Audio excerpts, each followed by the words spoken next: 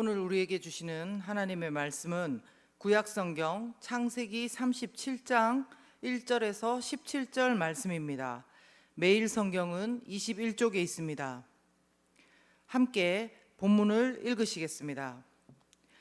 야곱이 가나안 땅 곧 그의 아버지가 거류하던 땅에 거주하였으니 야곱의 족보는 이러하니라.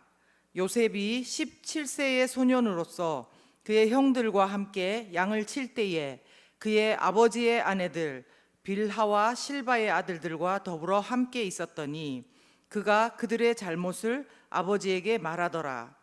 요셉은 노년에 얻은 아들이므로 이스라엘이 여러 아들보다 그를 더 사랑하므로 그를 위하여 채색옷을 지었더니 그의 형들이 아버지가 형들보다 그를 더 사랑함을 보고 그를 미워하여 그에게 편안하게 말할 수 없었더라.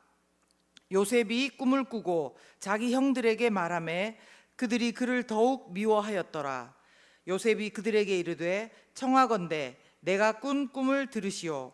우리가 밭에서 곡식단을 묶더니 내 단은 일어서고 당신들의 단은 내 단을 둘러서서 절하더이다. 그의 형들이 그에게 이르되 네가 참으로 우리의 왕이 되겠느냐, 참으로 우리를 다스리게 되겠느냐 하고 그의 꿈과 그의 말로 말미암아 그를 더욱 미워하더니 요셉이 다시 꿈을 꾸고 그의 형들에게 말하여 이르되 내가 또 꿈을 꾼즉 해와 달과 11별이 내게 절하더이다 하니라.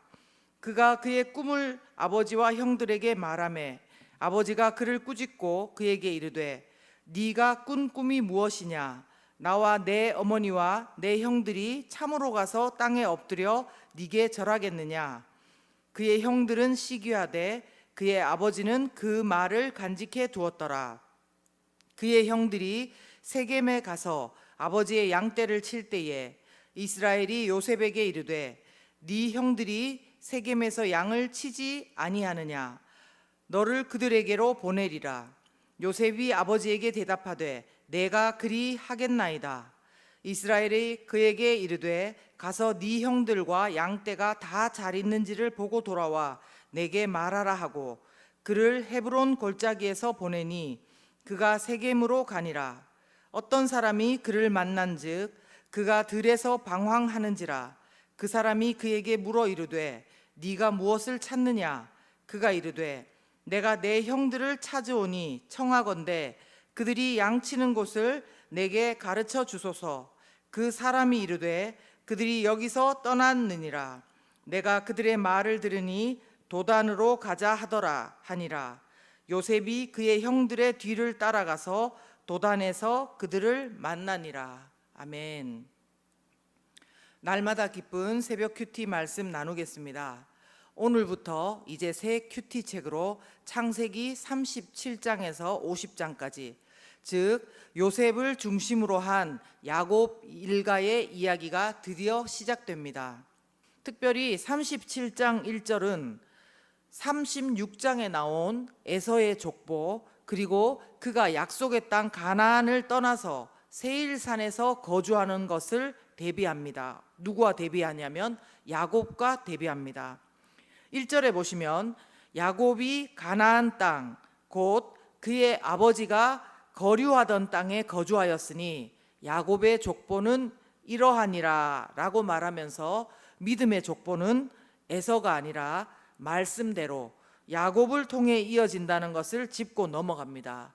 또한 아버지 이삭은 약속의 땅 가나안에 거류했다고 합니다. 거류는 잠시 머무는 개념의 단어입니다.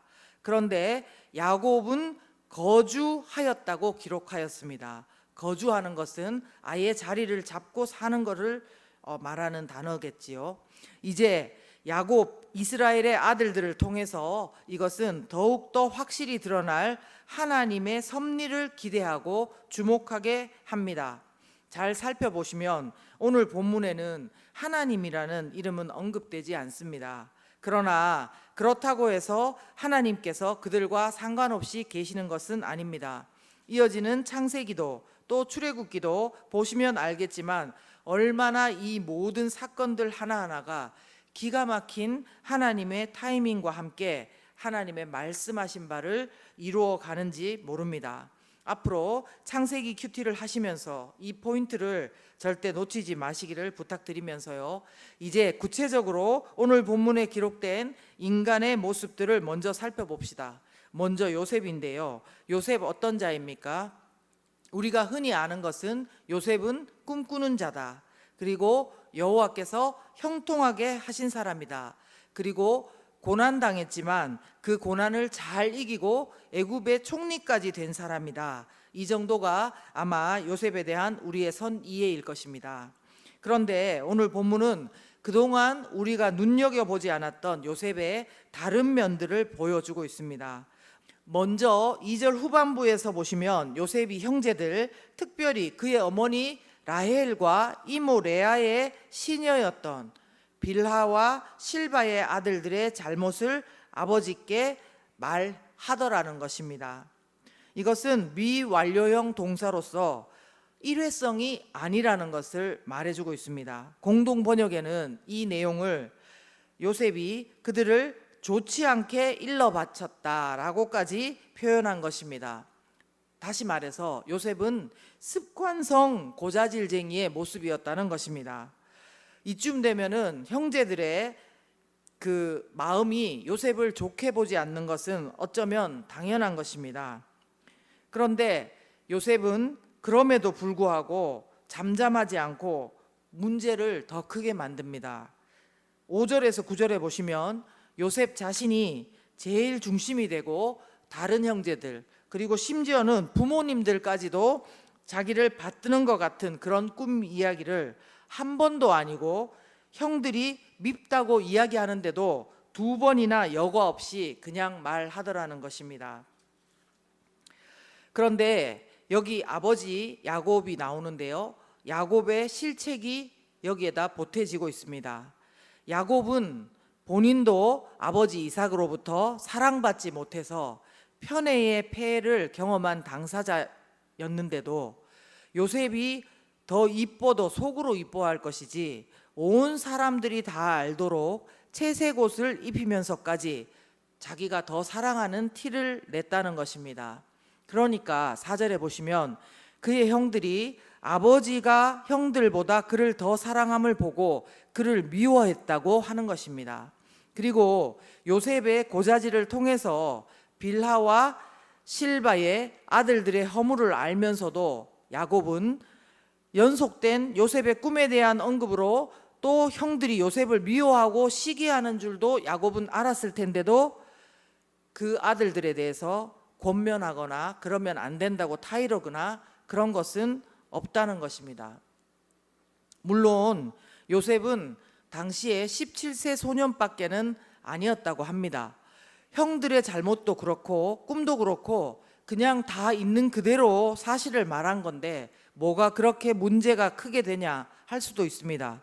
그러나 그것은 요셉의 입장이고요. 문제는 그것을 겪는 형들에게는 그것이 간단한 문제가 아니었다는 것입니다. 아까 4절에도 형들이 그를 미워했다고 돼 있는데 5절에도 보시면 요셉이 꿈을 꾸고 자기 형들에게 말하며 그들이 그를 더욱 미워하였다고 합니다. 그리고 8절 후반에도 보시면 그의 꿈과 그의 말로 말미암아 그를 요셉을 더욱 형들이 미워했다는 것입니다. 그리고 11절에 보시면 그의 형들이 요셉을 시기했다고 기록하고 있는 것입니다. 이것이 결국 어떻게 되는지 여러분들 아시잖아요. 얼마나 그 미움이 컸던지 아무리 그래도 동생인데 죽이려고 하고 그나마 좀 후퇴해서 타국의 상인들에게 팔아버리기까지 했지 않습니까? 다시는 못 돌아올 곳이라고 생각하고 말입니다. 이 얼마나 큰 비극이란 말입니까? 요즘 코로나로 인해서 우리가 원하든 원치 않든 우리는 가족과 함께 머무는 시간이 참 많아졌습니다.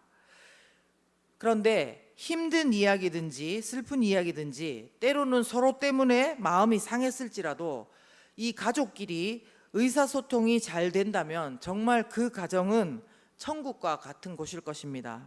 그런데 반대로 오늘 본문에 나오는 야곱의 일가는 그 누구도 서로의 쿠션이 되어주지 못한 채 그냥 그대로 본인이 생각하고 느끼는 대로 하다가 그런 비극적인 일이 일어나게 되는 것입니다.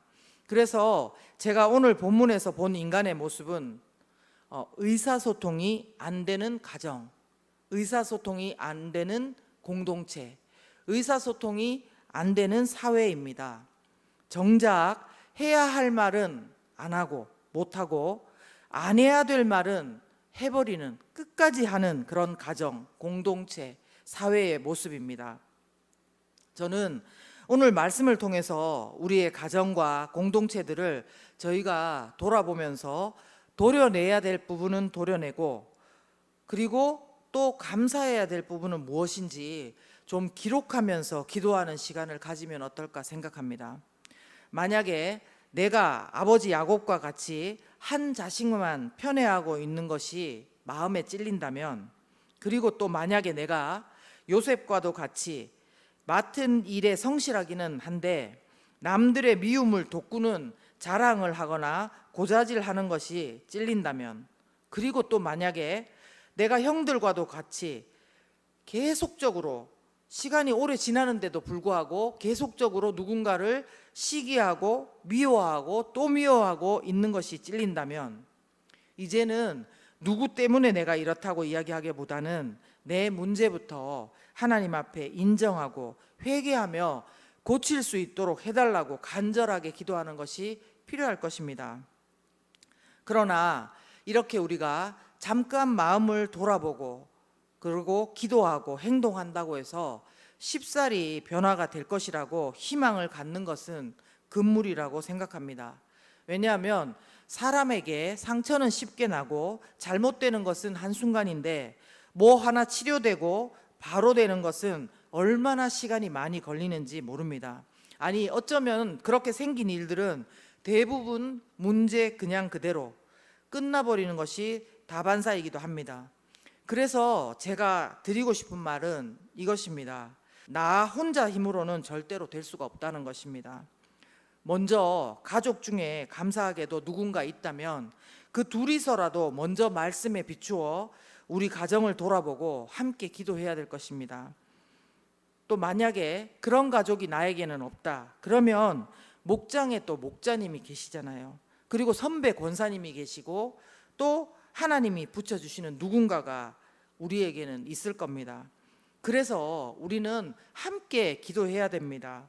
함께 이 일에 대해서 말씀으로 나누어야 됩니다. 그리고 함께 서로를 돌아봐야 돼요. 그리고 무엇보다도 가장 중요한 것, 이 모든 어그러진 그리고 못난 단절된 사건 하나하나가 있는데도 불구하고 기가 막힌 타이밍으로 엮어가시면서 당신의 뜻하신 것을 이루어 가시는 하나님, 제가 만난 하나님은, 오늘 본문에 만난 하나님은 보이지 않아도 우리의 삶에서 섭리하고 계시는 하나님인 것입니다.